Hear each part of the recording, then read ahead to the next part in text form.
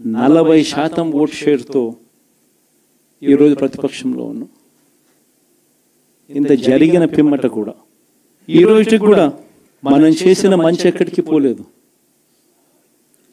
మనం చేసిన మంచి ఈ రోజుకి కూడా ప్రతి గడపలోనూ కనిపిస్తుంది, ప్రతి కుటుంబానికి తెలుసు. ఇంతకు ముందు గతంలో ఎప్పుడు జరగని విధంగా నా కుటుంబానికి, నా ఇంటికి మంచి జరిగింది, అది వైఎస్ఆర్సీపీ పాలనలోనే జరిగింది అన్నది ప్రతి ఇంటికి తెలుసు.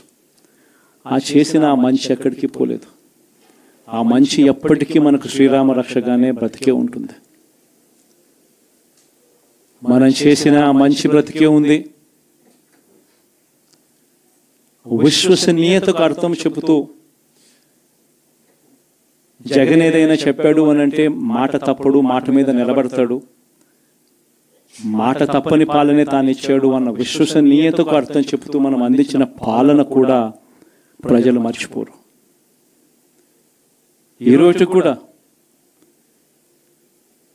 ఈరోజు ప్రతిపక్షంలో ఉన్నా కూడా నేను చెప్తా ఉన్నా, గర్వంగా కూడా చెప్తా ఉన్నా, ఈ రోజు కూడా జగన్ అబద్ధాలు ఆడడు, జగన్ మోసం చేయడు. మళ్ళీ చంద్రబాబు చెప్పిన మాదిరిగానే అంతకన్నా ఎక్కువ అబద్ధాలు మనం చెప్పుంటే బాగుండేదేమో, ఆ 10% మనతోనే నిలిచి ఉండేవాళ్ళేమో, అలా చేసి ఉంటే బాగుండేదేమో అని చెప్పి కూడా చాలామంది కనిపించవచ్చు కూడా. మరీ జగన్ ముక్కుసూటి మనిషి, మరీ జగన్ రాజకీయాలలో మరీ నిజాయితీగా ఉంటాడు, ఇంత నిజాయితీగా ఉండడం కరెక్ట్ కాదేమో అని. కానీ ఒకటి చెప్తా ఉన్నా, ఓడిపోయిన పర్వాలా, అధికారం కోసం అబద్ధాలు చెప్పడం, అధికారం కోసం మోసం చేయడం ధర్మం కాదనే, న్యాయం కాదనే జగన్ ఎప్పుడు నమ్ముతాడు. 2014లో కూడా ఇదే నమ్మాను.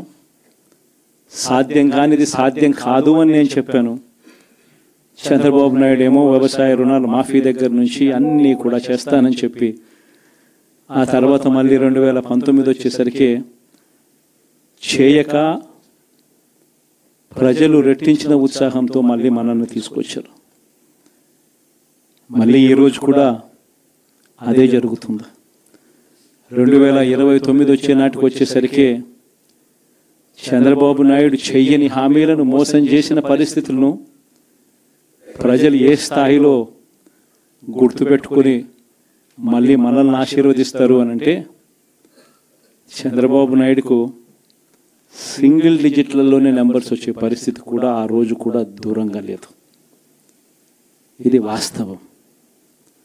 ఈరోజు మనం చేసిన మంచి ఎక్కడికి పోలేదు. మనం విశ్వసనీయతతో చేసిన రాజకీయాలు కూడా ఎక్కడికి పోలేదు. ప్రజలకు మళ్ళీ దగ్గరయ్యే కార్యక్రమాలు, ప్రజలకు తోడుగా ఉండే కార్యక్రమాలు, ప్రజల తరపున పోరాటం చేసే కార్యక్రమాలు కూడా జరుగుతాయి. అసెంబ్లీలో బహుశా మనం చేయగలిగింది తక్కువే ఉంటుంది, ఎందుకంటే మనకు వచ్చిన సంఖ్యాబలం కూడా చాలా తక్కువే. పైగా కౌరవ సామ్రాజ్యం లేకపోతా ఉన్నాం. ఏకంగా స్పీకర్ పదవికి తీసుకోబోయే వ్యక్తి ఎంత సిగ్గు లేకుండా సోషల్ మీడియాలో వైరల్ అవుతా ఉంది. వాళ్ళు మాట్లాడుతూ ఉన్న మాటలు. ఒకడంటాడు జగన్ ఓడిపోయాడు, ఇంకా చనిపోలేదు అని ఒకడు అంటాడు, ఇంకా చావలేదు అని ఒకడు అంటాడు, ఇంకొకడు అంటాడు చచ్చేదాకా కొట్టాలి అని ఇంకొకడు అంటాడు. నిజంగా ఇలాంటి కౌరవ సామ్రాజ్యంలోకి మనం పోతా ఉన్నాం. ఆ వ్యక్తి ఇప్పుడు స్పీకర్ కాబోతున్నాడట. ఇలాంటి పరిస్థితుల మధ్య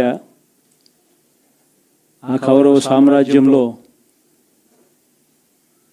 అసెంబ్లీలో ఏదో మనం చేయగలుగుతామని చెప్పి నాకైతే నమ్మకం లేదు. కానీ పాపాలు పండే కొద్దీ ప్రజలతో కలిసి ప్రజల మధ్య నిలబడి పోరాటం చేసే కార్యక్రమాలు అయితే రాబోయే రోజుల్లో ముమ్మరంగా స్పీడ్ అందుకుంటాయి. అదే జగన్ పరిపాలనలో కులం చూడలేదు, మతం చూడలేదు, ప్రాంతం చూడలేదు, చివరికి ఏ పార్టీకి ఓటు వేశారని కూడా చూడలేదు. ప్రతి పథకాన్ని డోర్ డెలివరీ చేయించాడు జగన్, మన వైఎస్ఆర్ కాంగ్రెస్ పార్టీ. కానీ ఈరోజు కేవలం వాళ్ళ పార్టీకి ఓటు వేయలేదు అన్న ఒకే ఒక్క కారణంతో ఏకంగా మనుషులను కొడతా ఉన్నారంటే